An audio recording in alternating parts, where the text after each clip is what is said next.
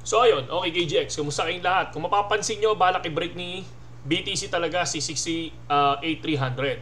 So far, kung mapapansin natin dito sa history, no, dalawang beses pa lang siyang tinry in attempt. So itong area na to, hindi, tatlong beses na pala o apat na beses na pala, no? 1, 2, 3, 4. 4 plus 5, 6, 6 na beses na pala mga idol, no? Kung mapapansin natin, ang graph natin dito is inulit niya. Kinuha niya tong area na to, tulad ng sinabi ko ng last video, kaya tayo nagkaroon ng support sa ilalim dahil inaasahan ko din na babalik din siya dyan. Di ba?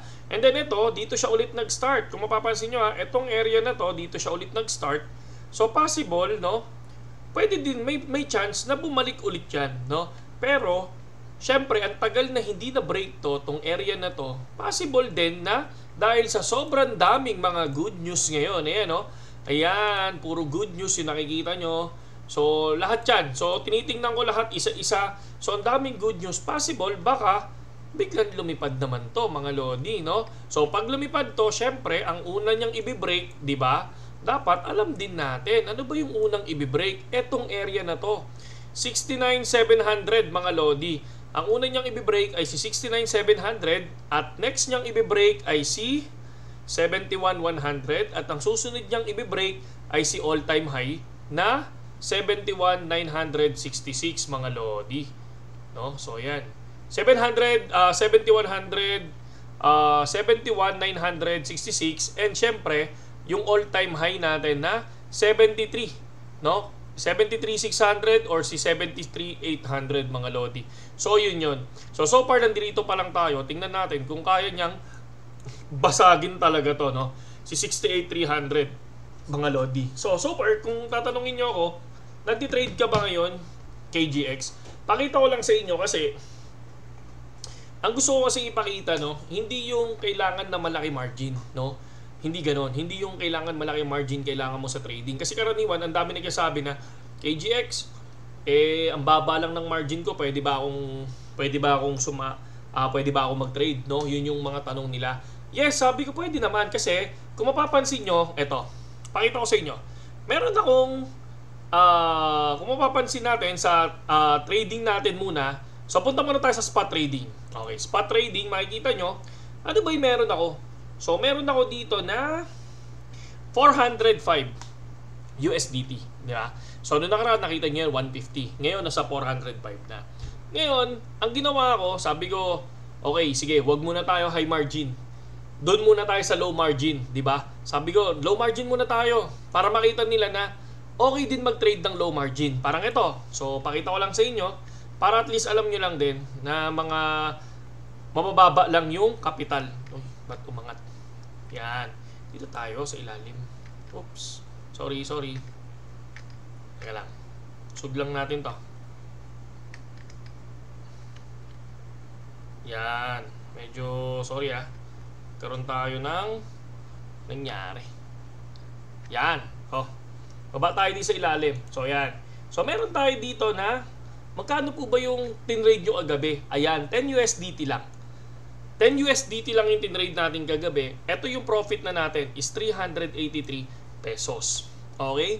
Pwede ka mag-trade ng low margin lang. So ito, pinakita ko lang sa inyo para at least kahit paano, malaman nyo na, okay, pwede rin pala kahit na magsimula ako ng ito lang yung margin ko. No? And then yan, nahahayaan ko lang yan. Papakita ko lang din sa inyo kung hanggang saan yung pwedeng marating ng 10 USDT.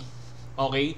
Kung kayo naghahangad ng mataas na profit. So, tingnan natin. Hindi ko aalisin yan. Tingnan ko kung masusunog ba yan o aangat ba yan. So, pakita ko sa inyo daily yan. Ngayon, tatlong ano kasi ang ginagawa ko. No? Meron pa akong isang BitGet, mga lodi, na ginagamit. Tapos, meron pa akong isang ginagamit din na isang platform. Ito rin, nag-trade ako dyan. Kung mapapansin nyo, yan, ongoing yung trade ko din. Sa isang platform natin, ang profit ko na dito is 31 USDT. At yung sa main platform natin, yung BitGet na isa pa, no, na isa pang account natin dito sa cellphone. Kasi iba yung cellphone ko, iba yung sa PC natin. Ito, syempre, yung margin na natin na isa. Diba? So, kapag mga ibang trade, medyo, alam nyo na, medyo high margin ng konti, hindi na natin pinapakita yan. Alam nyo naman ang mga tropa nating mga, ano dyan, mga tropa nating Pilipino dyan, mga Lodi. Siyempre, alam na natin ang kaugalian ng mga tropa natin. Ayaw nilang umaangat ang kapwa nila, mga Lodi. Okay, so balik tayo sa spot trading, mga Lodi, no? So pakita ko lang sa inyo yung ating TA ulit. Okay, so yan. So nanggaling tayo dito sa ilalim na to, mga Lodi, no? Possible ito rin, itong area na to. So ngayon, dyan nag-start lumipad. So ngayon, tinry niyang i-attempt yung last week, tinry niya, rejected siya. So titingnan natin, itong weekend pump na to is magtutuloy to hanggang weekdays. 'Di ba? Kasi every time na may weekend pump, karaniwan mga idol, after weekend, bigla siyang bumabagsak. Ayan o. Yan yung sinasabi ko na medyo kinakabahan ako. And then ngayon, weekend pump na naman, lumipad na naman mga Lodi, no? So possible, once na ma-break niya to, biglang umangat to, I think bukas o mamayang gabi, mamayang alas 9. So pag biglang lumipad yan at na-break niya yan, dediretso yan, I think nasa 69 USDT. 69 USDT, 69.5 and 70 USDT. Kasi yun nga, yung kaninang sinabi ko, saan yung next na resistance natin mga Lodi, di ba?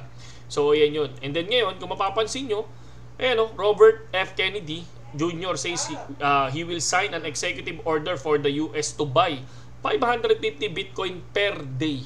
Di ba?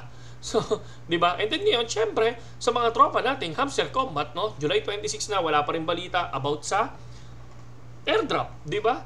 Wala pa rin balita. Tingnan nyo, July 26 na. And then kung pupuntahan nyo, yung kanilang Telegram mga Lodi, wala pa rin.